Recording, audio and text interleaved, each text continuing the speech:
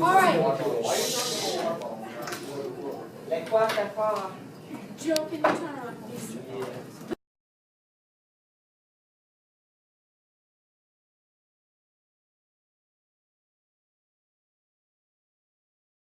Finish that sheet today. And then after that, we're gonna do an audio activity, listening to some conversations in French. If we have time, we'll write a menu. I want to give you some homework out of the packet.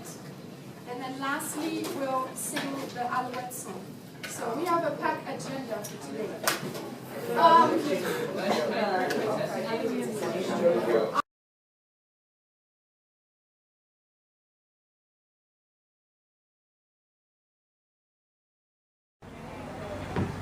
Hi, I'm Ian Ransom. And I'm Adam Gobert.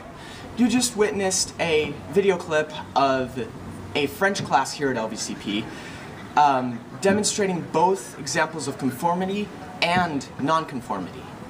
One example of nonconformity that was shown was when there were certain students that were not paying attention to the teacher as she was attempting to give instructions. They were looking at the camera, turning around and talking, and not paying attention in general. Yeah, and in fact, one kid actually noticed me and waved at the cameraman.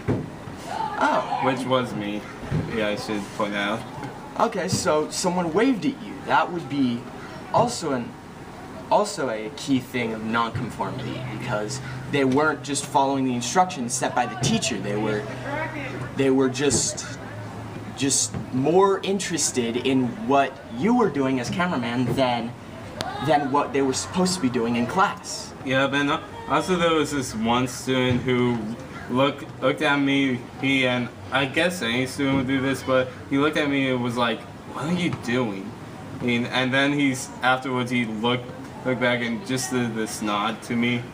Oh, okay, yeah, that's probably because, like, at first he was probably like, as you said, like, what are you doing? But then he must have remembered, oh, the English project, that's probably why this was going on. And then he just kind of ignored us. Yeah. Ignored you, but, yeah. Yeah, and also there was this one girl who turned and looked at that kid, and I was talking to him. Oh, okay, so, yeah. Yeah, in fact, the entire class was talking when they shouldn't have. And Miss Bowie, the French teacher, had to be like, shh, you know? Yeah, she had to quiet them down. She had to make them be quiet. And that really is just a real clear indication of group nonconformity, yeah. Where there aren't really any real conformists to what you're supposed to be doing in the classroom. It's kind of just all over the place. But then I noticed that after she did that, there was some elements of conformity, a lot more than you saw before. It was a lot quieter. People were actually starting to do what Miss Bowie was asking them to do. But then there were still those select students who would rather be nonconformists than conformists. Yeah. And wanted to just continue to ignore her and pay more attention to the camera. Yeah, and also there was this thing where this girl during the clip, he took out a phone, which I guess she used as a mirror. Okay. Yeah, that's also kind of not conformity, because you're not supposed to have your phone out during class. Yeah. Let alone using it as a mirror, which I really don't get what to do, but... Yeah, me neither.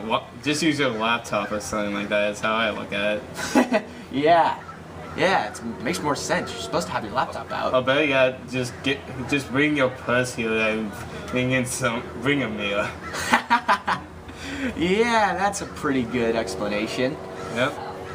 But back to the switching over now to conformists. I noticed that there was a point in the clip where Miss Bowie told the students to get out a specific sheet of paper, and they all followed and got out that sheet of paper and started to do whatever it was she asked them to do. Yeah, but then again, there was this thing where some students were listening to the instructions and they either did something else or just did not do it at all. Yeah, which just goes back to the thing about nonconformity and not listening to authority and just not, I would personally venture to say, not really caring. Yeah. About what they're doing.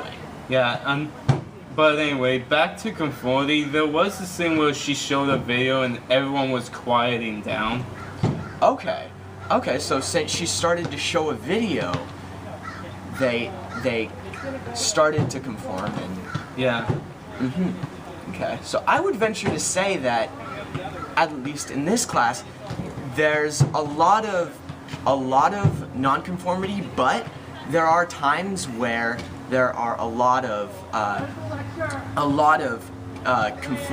conformity based on one particular event or some particular thing that might be happening in the class. Yep.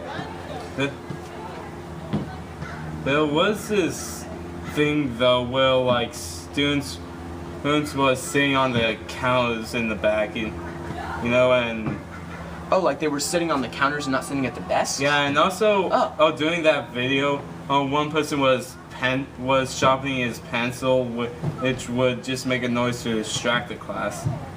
Okay, well, I don't know per se if you could really call that nonconformity because you need something to write with. If you have a pencil and it's like doesn't have a point, you can't really do anything. But then again, no one can learn because they can't hear the video really good. Yeah, they can't hear what Ms. Bowie's saying. I agree. I personally think what that student should have done was waited until people had started doing their work and Ms. Bowie wasn't giving a lecture. If that had happened, it wouldn't have been as readily noted as possibly nonconformity. It would have been just, students sharpening their pencil because they need something to write with. Yeah, okay. Yeah, and the reason why I decided to go into this class because some sources told me that the French 1 class is really obnoxious and annoying and stuff like that. So I decided to go into the classroom, and it did show non-conformity, but it didn't show really that much of it, you see? So it wasn't as an extreme severity of nonconformity as you would have expected. Yep. Okay.